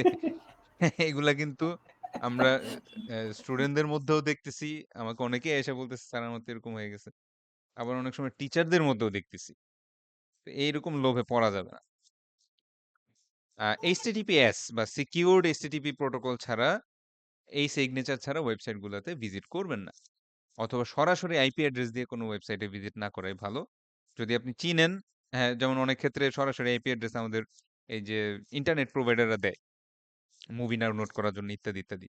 বাট ওগুলো কিন্তু আনসিকিউর। বুঝছি? জি স্যার। তারপরে হচ্ছে avoid downloading suspicious files or email attachment. ইমেইলে একটা কিছু আসলে ঠাস করে ডাউনলোড করবেন না। আগে দেখবেন এটা কার থেকে আসছে এবং আহ, নাম বা কোনো অফিসের অ্যাড্রেস হলেও ঠিক আছে কিনা, অ্যাড্রেস গুলা বানান ভুল আছে কিনা, এই জিনিসগুলো খেয়াল করবেন। সফটওয়্যার আপ টু ডেট রাখবেন উইথ সিকিউরিটি প্যাচেস। সিকিউরিটির কোনো আপডেট আসলে রেগুলার আপডেট করে রাখবেন। আর ডেটা ব্যাকআপ রাখবেন অবশ্যই। ইম্পর্টেন্ট, কনফিডেন্সিয়াল এবং যেই ডেটা হারায় গেলে সমস্যা সেটার অবশ্যই মাল্টিপল ডিভাইসে ব্যাকআপ করে রাখবেন।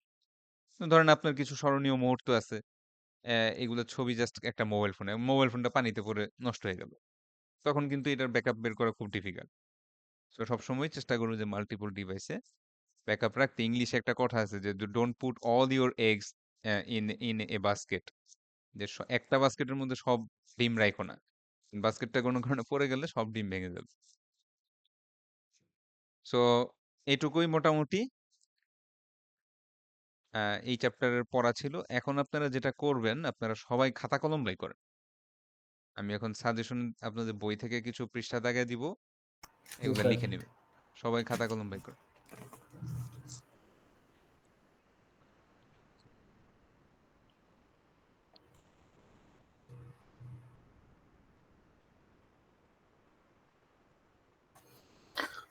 জি স্যার বলেন।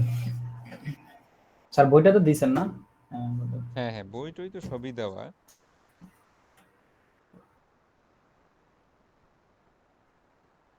34।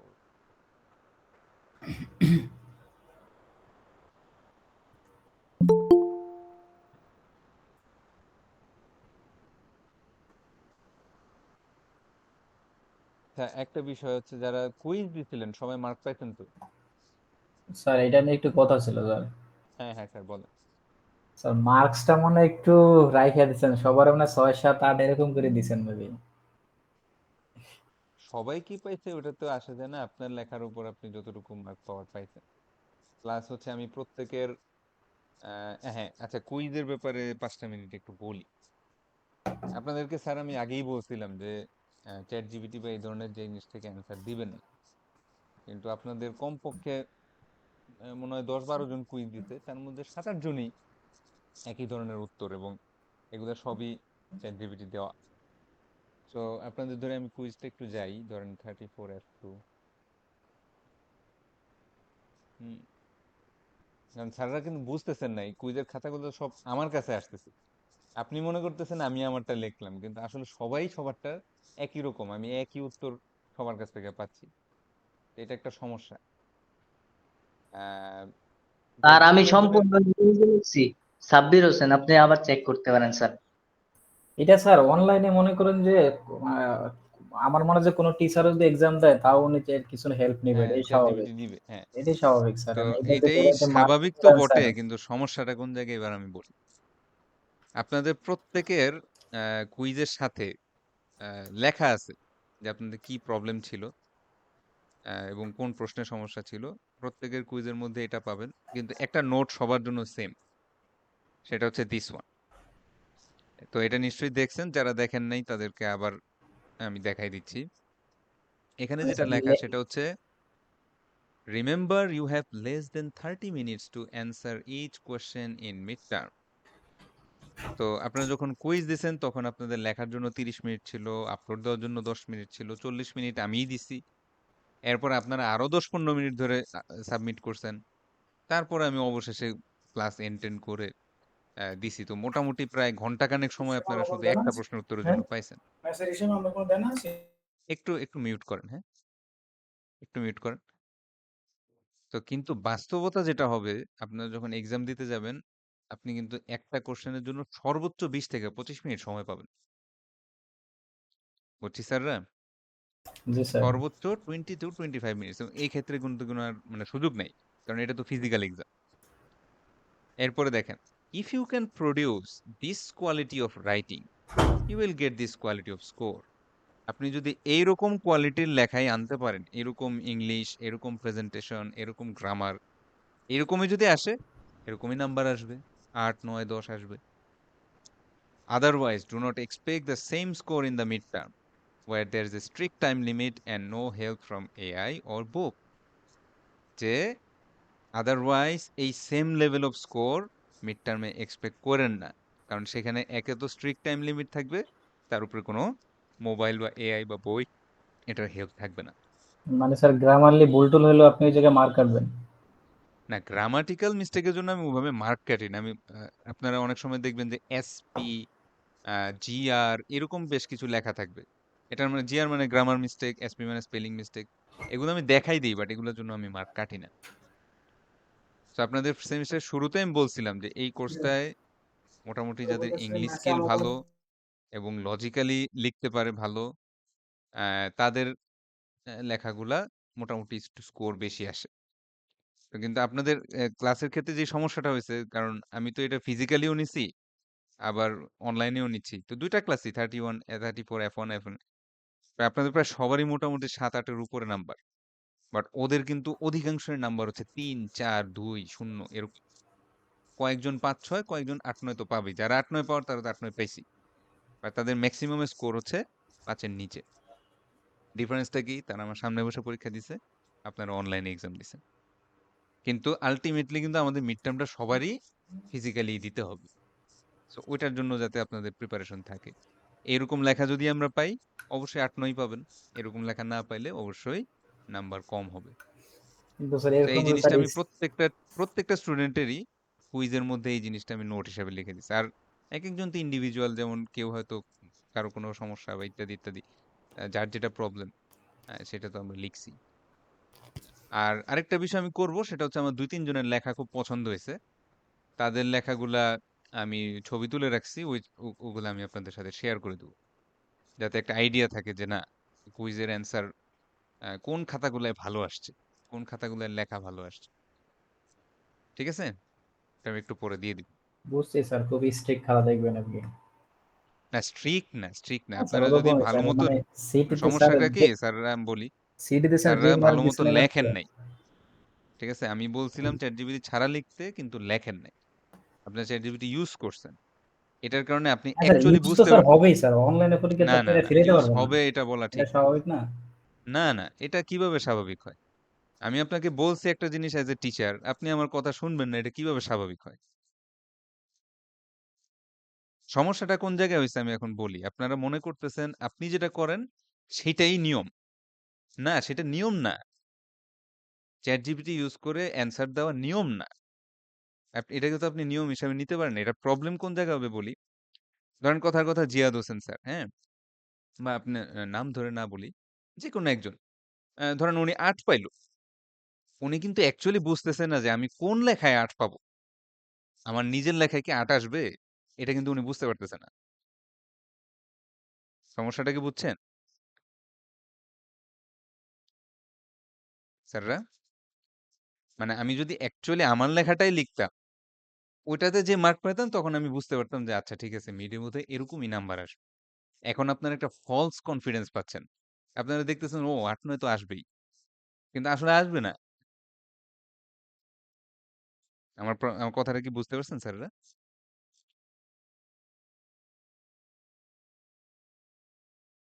হুম? জি স্যার। মানে আপনাদের এখন যে নাম্বারটা দেখে আপনারা দেখতেছেন বা পাচ্ছেন, আমার আমার যে আরো ৪ টা এই ফিজিক্যাল সেকশন আছে যাদের আমি সামনে থেকে পরীক্ষা নিছি, তারা কিন্তু অ্যাকচুয়াল আউটপুটটা পাইছে। তারা জানে যে কি লিখলে কতদূর নাম্বার পাওয়া যাবে। আপনারা কিন্তু বুঝতে পারতেছেন না। কারণ আমরা সবাই ChatGPT ইউজ করে লিখছি। জি স্যার। তো এইটাই হচ্ছে সমস্যা। আপনাদের বোঝার যে সুযোগটা ছিল, সেই সুযোগটা মোর অর লেস নষ্ট হয়ে গেছে। এখন ৩০ মার্কের এক্সামের মধ্যে একটা আউটপুট, মানে অ্যা একটা অনেকটা বলতে গেলে একটা একরকম কি বলে এটাকে? বাজি খেলার মতো হবে। ঠিক আছে? যে দেখি কি হয়। অথচ এই দেখি কি হয় জায়গাটা কিন্তু কুইজে করার কথা ছিল। কুইজে করে দেখি কি হয়, তাইলে মিডের জন্য বোঝা যাবে যে আচ্ছা কি করতে হবে না করতে হবে। এখন যেহেতু কুইজে আপনারা একটা অ্যাডভান্টেজ নিয়ে নিছেন, এখন মিড টার্মে গিয়ে এই দেখি কি হয় ব্যাপারটা আসতেছে। কিন্তু মিডে তো অনেক মার্ক। মিডের মার্ক ৩০, ফাইনালে ৪০। হিউজ চাঙ্ক অফ মার্ক তো মিডেই। তো আপনাদের আইডিয়া টোটালি রং, এবং ইনফ্যাক্ট এই জিনিসটার উপরে আমি একটা ক্লাস নিব। প্লেজারিজম। এটা মিড টার্মের পরে আসবে। যে আমাদের যেটা মনে হয় যে আচ্ছা কোনো জিনিস অ্যাসাইনমেন্ট তো ChatGPT দিয়েই করতে হয়। No, that is not the proper way to do it. হ্যাঁ, প্রপার ওয়ে আছে। আপনাকে ইনটেক্সট সাইটেশন এপ্লাই করতে হবে, রেফারেন্স দিতে হবে, কোথা থেকে কি লেখা নিয়ে আসছেন। এগুলো প্রতিটা জিনিস রেফারেন্স সহকারে লিখতে হবে। ওই জিনিসটাও আমি আপনাদের ইনশাল্লাহ ক্লাসের মাধ্যমে শিখাবো। মিড টার্মের পরে আছে। আচ্ছা, কুইজের ব্যাপারে তো গেল। আপনার একটু বই, ইয়াটা একটু সাজেশনটা একটু কষ্ট করে লিখে নেন। আচ্ছা, তাহলে ১ নাম্বার সাজেশন হচ্ছে কুইজের কোশ্চেনটাই, হ্যাঁ? কুইজের কোশ্চেনটাই ১ নাম্বার সাজেশন। সো সিএসআর বলতে কি বুঝো? সিএসআর কিভাবে একটা বিজনেস অর্গানাইজেশনের উপকারে আসতে পারে? ইথিক্স অ্যাজ এ সিএসআর কিভাবে উপকারে আসতে পারে? এটা হচ্ছে মানে কুইজে যেটা আসছে সেটাই। এই শুনতেছেন তো স্যাররা? জি জি স্যার। স্যার। ইয়া দেখা যাচ্ছে? স্ক্রিন? স্ক্রিন দেখতে পাচ্ছেন? জি স্যার, দেখা যায়। ওকে, ওকে। আচ্ছা। এইটা পড়বেন ভালো মতো। Improving corporate improving corporate ethics. একটু মিউট করেন, একটু মিউট করেন। তো ইমপ্রুভিং কর্পোরেট এথিক্স এর আন্ডারে অনেকগুলা ছোট ছোট পয়েন্ট আছে। এই পয়েন্টগুলা মুখস্থ করা ট্রাই করেন না। এগুলা পড়বেন, স্টাডি করবেন, ১-২ লাইন করে ব্যাখ্যা লিখবেন। এর বেশি লিখবেন না। ১ লাইন ২ লাইন করে, করে ছোট, ছোট করে ব্যাখ্যা লিখবেন। সো এটা পেজ নাম্বার 12 থেকে পেজ নাম্বার 18 পর্যন্ত আছে। বাট এগেইন এই ৬ পেজ জীবনে আপনি মুখস্থ করতে পারবেন না। এটুকু শুধু স্টাডি করবেন। স্টাডি করে হয়তো যেমন কথার কথা আপনি লিখলেন যে including ethical criteria in employee appraisal. এখানে ২-১ টা লাইন লিখলেন যে if we give more bonus to the most ethical person in our company অথবা in our organization, then others will also get influenced by our decision. So we have to add ethical criteria as one of the criteria to um, যেটাকে বলে যে to appraise an employee at the end of the year. অর্থাৎ বছর শেষে যখন অ্যাপ্রেজ বা বোনাসের হিসাবটা করা হবে, তখন একজন ইথিক্যাল এমপ্লয়িকে যদি আমরা একটু বেনিফিট দেই, তখন কিন্তু অন্যান্য এমপ্লয়িরাও এটাতে ইন্সপায়ার্ড ফিল করবে যে আচ্ছা আমিও যদি এথিক্সটা মেনটেন করি, আমিও এই বেনিফিটটা সামনের বছর পাবো। তো এরকম ১ লাইন ২ লাইন লিখবেন, বেশি না। হ্যাঁ, requiring employees to take ethics training লিখলেন যে we have to conduct an annual অথবা biannual session on ethics, which will be mandatory for all the employees in the organization. হ্যাঁ, this is how the ethics in the employees will grow up. এরকম লিখতে পারেন ১-২ line, বেশি লিখতে যান না। তাহলে নোট করছেন এটা ১২ থেকে ১৮ স্যার ইমপ্রুভিং কর্পোরেট ইথিক্স এটাই তো? Improving corporate ethics. এখন এটার আন্ডারে অনেকগুলা ছোট ছোট পয়েন্ট। আমরা হচ্ছে পয়েন্টগুলা যে সবই লিখতে হবে তা না, বা মুখস্থ করতে হবে সেরকমও না। আপনি যে কটা মনে থাকে নিজের মতো একটা লিখলেই হবে। এথিক্যাল ডিসিশন মেকিং, যেটা কুইজেও আসছিল। তো এখানে একটা মেইন সমস্যা হচ্ছে স্যাররা অনেক জায়গায় বিভিন্ন ধরনের পয়েন্টের নাম লিখতেছেন, গ্যাদার ফ্যাক্টস, তারপরে গেট ফ্যাক্টস, ইত্যাদি ইত্যাদি। আমি কি পয়েন্টের নামগুলো ক্লিয়ারলি লিখে দেই নাই? ক্লাস আছে, আপনাদের তো রেকর্ডিংও আছে। পয়েন্টের নামগুলো হচ্ছে প্রবলেম স্টেটমেন্ট, হ্যাঁ, তারপরে alternate solutions, evaluation of the chosen alternative, যেখানে আমরা যে কোনো একটা অল্টারনেট চয়েস করে সেটা একটা ইথিক্যাল অ্যাপ্রোচ দিয়ে ব্যাখ্যা করব। Implementation of the decision and evaluate result, এগুলো হচ্ছে পয়েন্টের নাম। অনেক আজে বাজে পয়েন্টের নাম, চ্যাট জিপিটির পয়েন্টের নাম লেখা, এগুলা দিবেন না। কারণ ওইটা আমাদের এই পার্টিকুলার অ্যালগোরিদমের অংশ না। সো এটা নিজের মন মতো অ্যান্সার দিলে হয় না। এটা অ্যান্সার দেওয়ার একটা সার্টেন সিস্টেম আছে, যেটা আমি আপনাদেরকে ক্লাসে দেখাইছি বা কুইজেও আপনারা প্র্যাকটিস করছেন।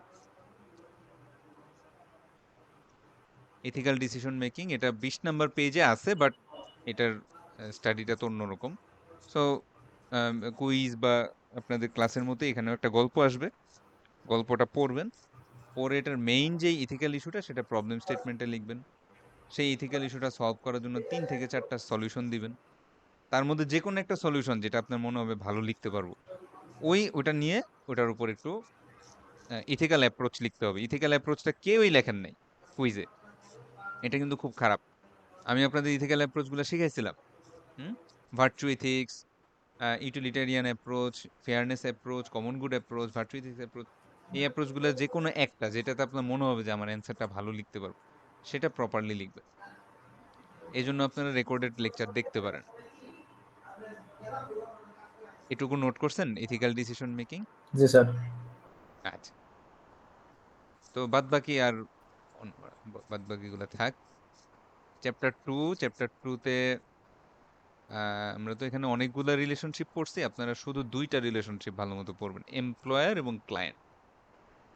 এমপ্লয়ার এবং ক্লায়েন্ট, তার মানে পৃষ্ঠা নাম্বার হবে এদিকে এমপ্লয়ার ৪৫, আর ক্লায়েন্ট হচ্ছে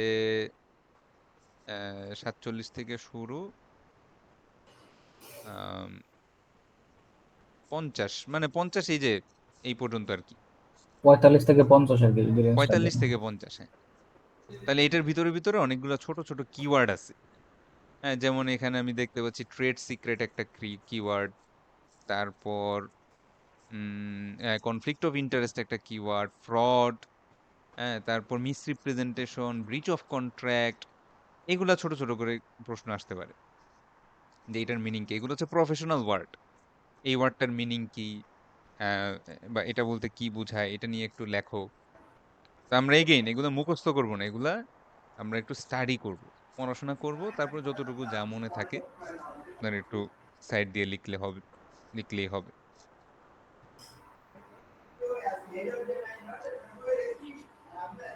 আচ্ছা, তারপরে হচ্ছে এগুলা দরকার নাই, এগুলো পড়াইছি, বাট হ্যাঁ, প্রফেশনাল কোড অফ ইথিক্স এটা একটু ভালো মতো পড়বেন। প্রফেশনাল কোড অফ ইথিক্স পৃষ্ঠা number 54। So code of ethics কি জিনিস, এটা কেন দরকার। যেমন আমাদের সিএসসি যারা আমরা গ্রাজুয়েট, আমাদের কিন্তু ওরকম কোনো নির্দিষ্ট কোড অফ ইথিক্স নাই, ঠিক না? আছে এরকম কোনো নিয়ম কানুন লেখা আছে কোনো বইয়ে, এটা মানতে হবে ওটা মানতে হবে, এরকম কিন্তু কোনো বই টই নাই বা সংবিধান নাই। তো তখন সেই ক্ষেত্রে এই কোড অফ ইথিক্স গুলা কারা ডেভেলপ করে, কার মনে আছে দেখি, কেউ বলতে পারবেন কারা ডেভেলপ করে প্রফেশনাল কোড অফ ইথিক্স গুলা? আপনাদের একটা ওয়েবসাইটে নিয়ে গিয়ে দেখাইছিলাম।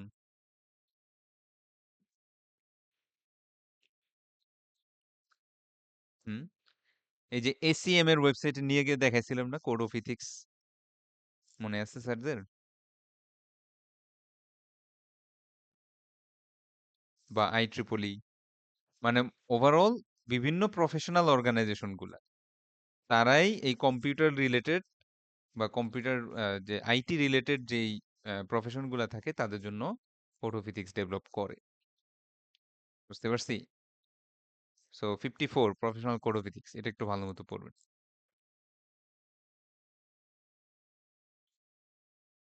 সার্টিফিকেশন, গভর্নমেন্ট লাইসেন্সিং, এগুলা আপাতত একটু স্কিপই করেন।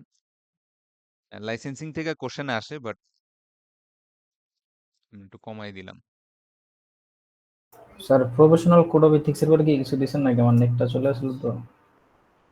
না ওই তো মানে কোড অফ ইথিক্স বলতে কি বোঝায়, কেন দরকার এবং কারা এটা ডেভেলপ করে। হ্যাঁ, কারণ আইটি প্রফেশনে তো এরকম কোড অফ ইথিক্স নাই। তো এটা কারা ডেভেলপ করে দেয়, আচ্ছা ওই ওই রিলেটেড একটু পড়াশোনা আর কি। আর আজকে যেটা পড়লাম computer in internet crime,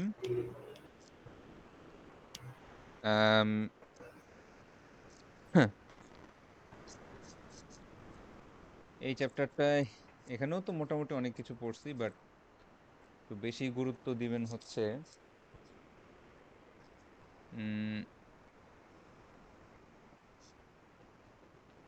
ডিডোস, spam, আর হলো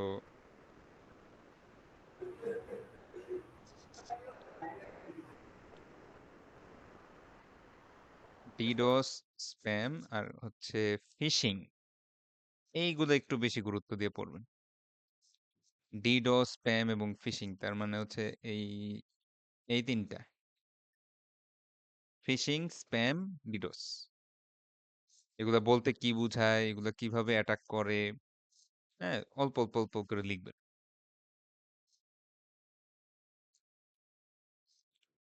শুনছি স্যাররা, জি স্যার। কোন তিনটা বলেন তো? ডিডক্স, স্পাম আর ফিশিং। হ্যাঁ, ফিশিং। অনেকগুলোই তো পড়ছি, বাট সবগুলা এক্সামের জন্য আর দিচ্ছি না। হ্যাকার পড়বেন, হ্যাকার।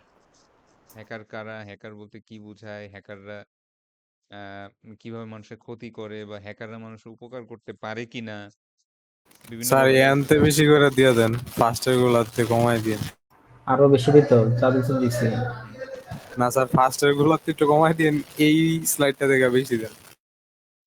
ওই তো মানে আমি একদমই কমাই কমাই বলতেছি স্যার, আসলে আপনাদের যে অবস্থা সত্যি কথা। খুব ভয়ঙ্কর স্যার। তো এটা এটা লিখছেন হ্যাকার, জি স্যার। আর হইলো এইটা একটু পড়েন, হ্যাঁ, training the employees about IT security risk. এখন এই প্রশ্নটা অনেকভাবে আসতে পারে। আপনাকে বললাম যে অফিসের সবাইকে শেখানোর জন্য কিছু পয়েন্ট লেখো। আপনাকে বললাম যেমন কথার কথা, আমি মনে করেন বললাম যে সুলতান মাহমুদ উনি হচ্ছেন একজন একটা স্কুলের আইসিটি টিচার। এখন তার স্কুলে অনেক ছোট, ছোট ক্লাস 6-7 এর বাচ্চারা আছে যারা অত একটা বুঝে না। সো তাদেরকে আইটি সিকিউরিটি রিলেটেড কিছু অ্যাডভাইস দাও।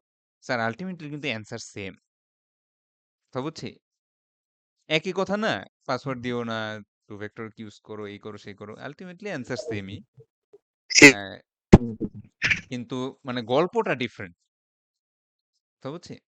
সো যেই গল্পই আসবে সেই গল্প অনুসারে লিখতে পারবেন না?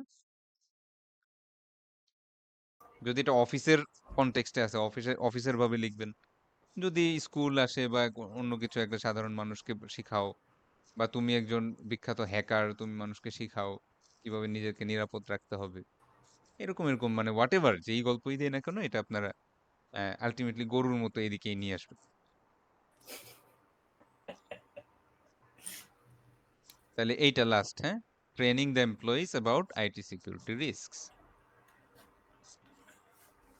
কারণ এটা একেক সেকশনে একেক রকম গল্প দেওয়া তো, আপনার গল্পটা একটা আলাদা গল্প হইতে পারে। বাট আল্টিমেটলি অ্যান্সার একই। তো এখানে আপনার নিজের কোনো আইডিয়া থাকলে ওটাও লিখতে পারেন। ChatGPT থেকে যদি ভালো কোনো পয়েন্ট পান সেটাও এড করে দিতে পারেন। এইখানে না যা লেখা আছে তাই লিখতে হবে এমন কোনো মানে কথা নেই। না স্যার, চ্যাট জিপিটি আর ইউসই করুন না স্যার। হুম। না, না আমি তো বলি নাই যে শিখার জন্য ইউজ করা যাবে না, এটা বলিনি। ঠিক আছে? আপনি মানে ভুল ইন্টারপ্রেট করেন না। শেখার জন্য আপনি ইউজ করতেই পারেন। কিন্তু পরীক্ষার খাতায় যখন আপনারা ইউজ করেন, তখন হয় কি আমি একই লেখা ১৫-২০ জনের পাই। তখন জিনিসটা বোঝা যাচ্ছে না যে সামহাউ কিছু একটা হইছে? সেম লেখা তো হবে না। ১৫-২০ টা লেখা তো সেম হবে না। একেকজন একেকভাবে লিখবে। যেমন আমি আপনাদেরকে উদাহরণ দেই। এটা আমি ইয়াতেও দিয়ে দিব। আ মনে করেন ২-১ টা খাতা আরকি। হ্যাঁ, ধরেন এখানে সামিরা মিম। তো সে একভাবে অ্যান্সারটা লিখছে। এটা কখনোই এই কথার কথা সরি গেল কই? কথার কথা এইটা কার খাতা? যে ইশতিয়াক আহমেদ। তো তার সাথে মিলবে না। কথা বুঝছেন? তারা ২ জন একই কথাই হয়তো লিখতেছে। কিন্তু ২ জনের লেখার স্টাইল আলাদা হয়ে যাবে। ২ জনের ওয়ার্ডিং আলাদা হবে। ২ জন ২ ভাবে লিখতেছে। অথচ প্রশ্নের উত্তর সেম। কিন্তু যদি এমন হয় যে আমি এই লেখাটাই ১০ থেকে ১৫ টা খাতায় পরপর পাচ্ছি। তখন বোঝা যাচ্ছে না যে এখানে একটা কিছু দুর্নীতি হইছে? তো ChatGPT র সমস্যা তো এটাই যে আপনি যা সার্চ দিবেন সেও তাই সার্চ দিচ্ছে। আপনার লেখাটাই হুবহু আরেকটা জায়গায় পাচ্ছি। তখনই বোঝা যাচ্ছে সমস্যা এই। বাট বড় সমস্যা হচ্ছে যে আপনারা এখন একটা ফলস কনফিডেন্স এর মধ্যে পড়ে গেলেন। আপনারা ভাবতেছেন যে আমি ৮-৯ পাবো। কিন্তু আসলে কিন্তু মিড টার্মে এত মার্ক আসবে না।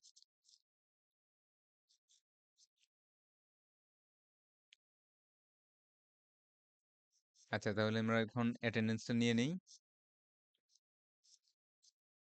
এই অ্যাটেন্ডেন্স। স্যার মার্কের সময় তো কিপটেমি করলে হইব স্যার।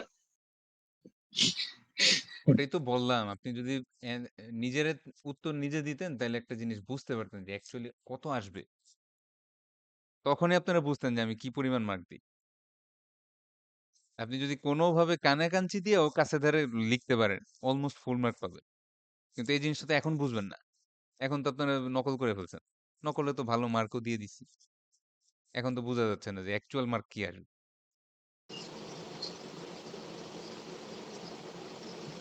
আচ্ছা, ইয়াসিন আরাফাত,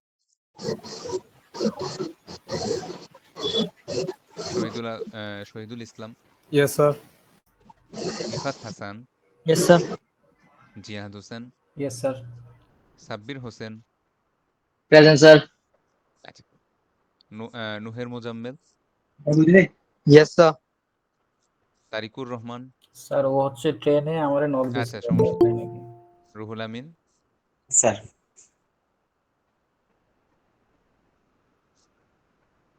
রায়হান আক্তার,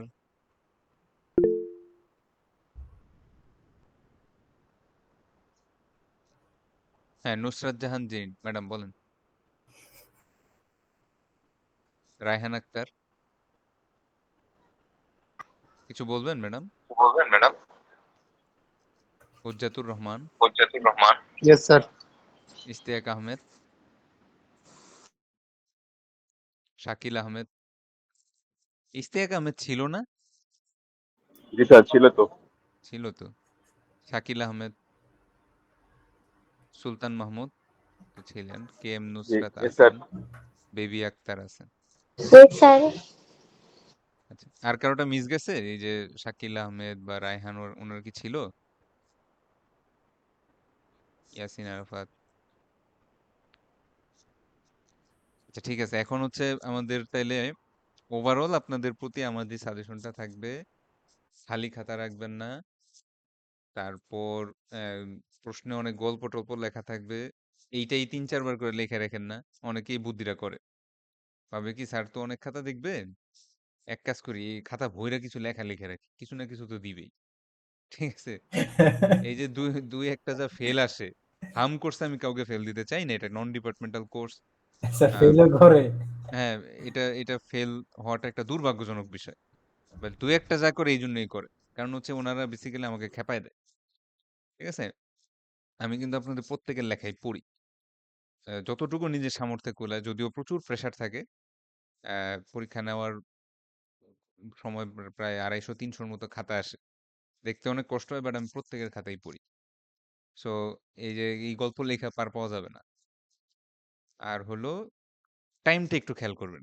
আবারও বলতেছি, আপনারা যেরকম কুইজ দিছেন, 30 মিনিট সময়, 10 মিনিট আপলোড, আরো 10 মিনিট পরে সাবমিট টাবমিট করে একদম ক্লাস শেষে আমি ইয়া অফ করছি, এইভাবে কিন্তু কুইজ হবে না। মানে কুইজের স্টাইলে কিন্তু আপনার ইয়া হবে না। মিড টার্ম কিন্তু খুব কড়া। ওখানে 1.5 ঘন্টা মানে 1.5 ঘন্টায় ইনফ্যাক্ট আরো কিছু সময় নষ্ট হয়। হয়তো কারো একটু পানি খাওয়া লাগতে পারে, কারো একটু ওয়াশরুমে যাওয়া লাগতে পারে, পেমেন্ট ইস্যু থাকে, এগুলা করলে অবশ্যই আপনাদের কিছু না কিছু সময় চলে যাবে। খাতা সেলাই করতে আসে। সো 20-25 মিনিটের বেশি সময় পাবেন না আপনারা লেখার জন্য। ঠিক আছে? আর যেগুলো দাগাই দিছি এগুলো যে মুখস্থ করতে হবে তা না, পড়েন। একটু ইংলিশটা পড়েন, পড়া লেখা, হ্যাঁ, পড়লেই লেখাটা একটু আসবে হাতে।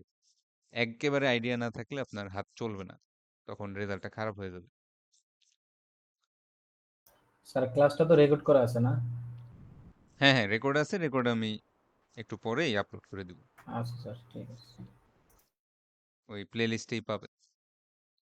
কারো কোনো কোশ্চেন, কোনো পড়া বা কোনো পয়েন্ট এটা বুঝি নাই, এই টার্মটার সমস্যা, এনি কোশ্চেন?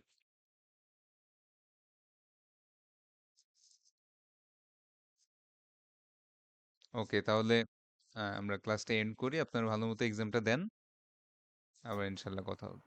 ওকে স্যার, আসসালামু আলাইকুম। ওয়ালাইকুম আসসালাম।